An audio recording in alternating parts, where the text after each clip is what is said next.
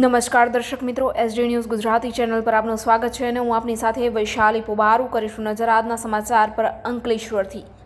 અંકલેશ્વર જીઆઈડીસીમાં ચોર ગઠિયો ગાડીમાંથી રૂપિયા 1,50,000 ઉઠાવી ગયો।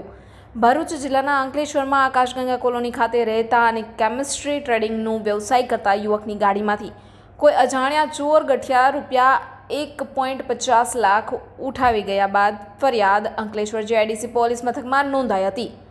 અંકલેશ્વર જીઆઈડીસીમાં રહેતા હર્ષ નરેશભાઈ પટેલ, ઉંમર વર્ષ 25, ધંધો વેપાર, રહેવાસી નંબર 206 આકાશગંગા જેએલ કોલોની પાછળ, અંકલેશ્વર જીઆઈડીસી તાલુકો અંકલેશ્વર જિલ્લો ભરૂચ। તેઓ મૂળ રહેવાસી પાટણના।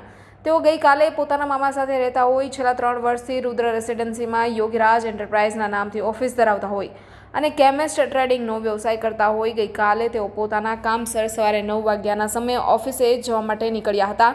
તે સમયે કામ ધંધા અર્થે રૂપિયા 1.5 લાખ રોકડ રકમ બેગમાં રાખી 4 વ્હીલ ગાડી લઈ કામ ધંધે ગયા હોય। તે સમયે પોતાના કાકાની જીઆઈડીસી ખાતે આવેલ કંપનીમાં બેગ ગાડીમાં રાખી ગયેલો હોય। જીઆઈડીસી પન્નામાં ચોકડી પાસે આવેલ હોલીલેન્ડ કંપનીમાંથી તેઓ 12 વાગ્યે પરત ફર્યા હોય। તે સમયે તેઓએ પોતાની 4 વ્હીલ ગાડી નંબર MH02DS 2585માં જોતા જમણી તરફનો દરવાજો કાચનો તૂટેલો હોય અને ગાડીમાં તપાસ કરતા જાણવા મળ્યું કે રૂપિયા 1.5 લાખની ગાડીમાં રાખેલી બેગ કોઈ અજાણ્યા ચોર ગઠિયા લઈને નાસી છૂટ્યા હોય।